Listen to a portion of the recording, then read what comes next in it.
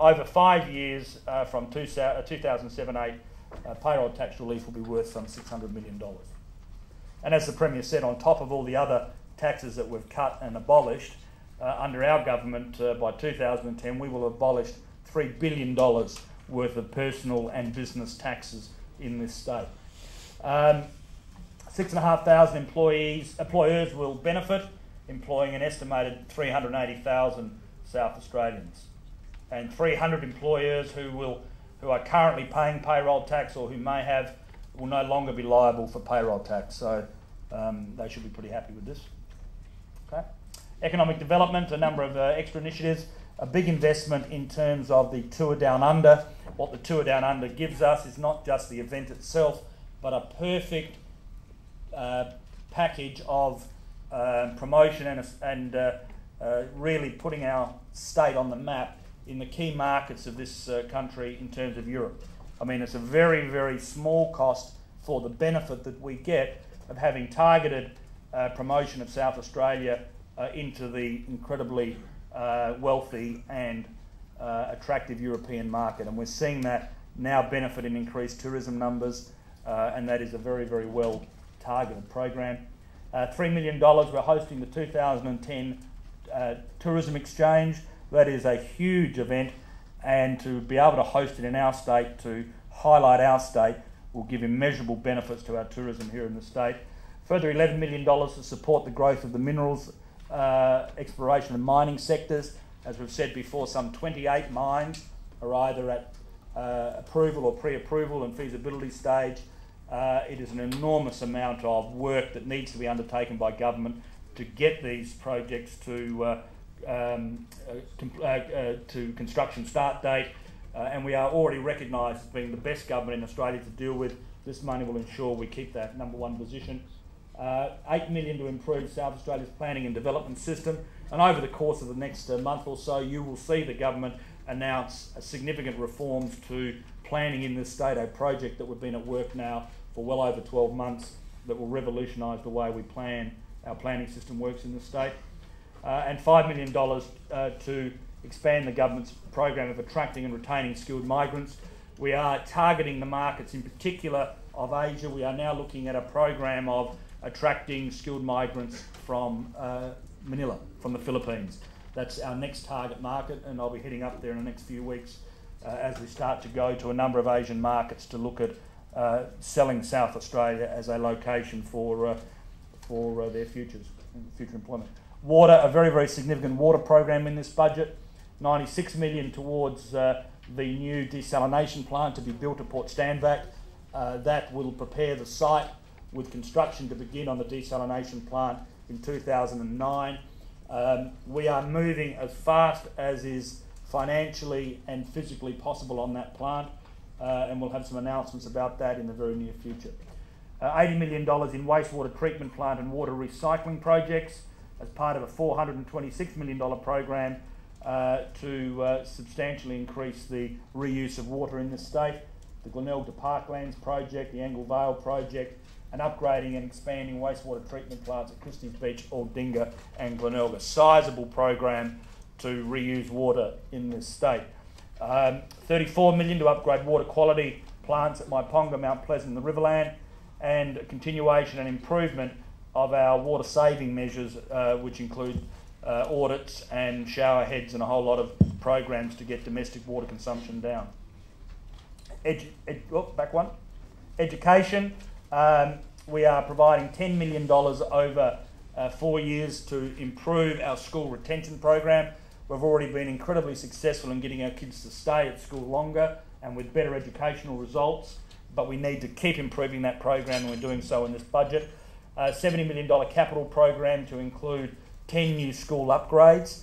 This is as well as work beginning on the 6 super schools, which are a public-private partnership and therefore are not part of this budget cycle, but that work is commencing. It only affects the budget when we take the keys to the buildings. And through the COAG arrangements, the Commonwealth Heads of Government arrangements, we are negotiating a funding package now with the Commonwealth where 630,000 new skilled places will be provided around Australia, of which South Australia can expect to get its proportional share we should be somewhere in the order of 40 or 50,000 places, and the exact funding of that is still in negotiation. Next. Reallocating, there is a savings schedule in this program. I am a strong believer that notwithstanding strong revenue flow and notwithstanding strong healthy surpluses, I've got to keep downward pressure on the public sector in terms of its size and efficiency. We are putting a rolling program in place, 25 million for the 09-010 year. Departments will then have to decide how they will make up a further 75 million in 10-11, rising to 150 million in 11-12. We are excluding a large number of operational agencies within government. We will be totally exempting from these measures the emergency services agencies, the Fire East, CFS, SES, SAPOL will be immune, the Courts Administration Authority, State Electoral Office will be immune from any cuts. The AG's department will have partial exclusion where it impacts on our law and order program, and Premier and Cabinet will be excluded in part for the large number of community grants programs provided for in the budget.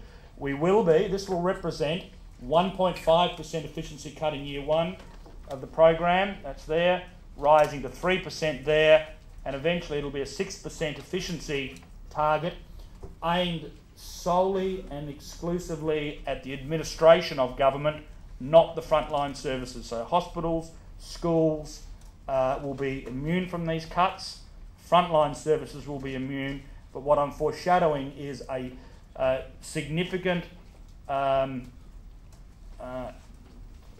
attack, in a sense, on bureaucracy and government administration that we need to make more efficient, reduce the cost, which then gives us that capacity to put that money back into frontline services. What this effectively represents now is that in most of my budgets, if not all, there's been a theme of constant efficiency, reform and dividend and savings. It's an ongoing process, and the only way a state government can meet the health needs and other demands of our state is if we do that hard work every year. Okay. Prudent provisions, I mean, I've kept, as I always do, prudent provisioning for wage outcomes. I'm very confident that we have sufficient provisioning within government for wage outcomes, and we do signal that we will give fair and appropriate wage reward to our employees in government, but we cannot meet excessive demands, and we won't. We have two reasons. One is that the Prime Minister has made it very clear that excessive wage outcomes will come back to bite us in higher interest rates as it fuels inflation. We have a responsibility to maintain discipline, and equally we simply don't have the financial capacity to pay above what is a fair and reasonable outcome. And we've also kept some provisioning under the general contingency provisioning of government for heads of government initiatives that will come out of the health, education, training and housing work that's being done at a national level. Our economy, we're expecting an easing in the economy through 08-09. That's obvious. The credit crunch has affected our economy in the nation, and our economic output is clearly being impacted upon by the quite severe raising in petrol prices. We are forecasting 2.75% in 08-09. We still have a strong employment growth forecast of 1.5%. We are forecasting GSP, gross state product, to grow marginally behind that of Australia, but we are also expecting, though, significant employment growth, which is very close to that is occurring nationally. So what that says is the reality is, as a smaller state with a smaller population, it is difficult for us to be measuring the same economic output as the nation in general, but by the strong jobs growth that we're forecasting says that we know, though, that we've got near full employment in the state, and that'll continue. Now, having said that, these are very, very conservative predictions. What I don't have in these numbers, and Treasury won't put these into the numbers until the projects are signed off on, is the massive Olympic Dam project, which we know is a transformational project of many billions of dollars.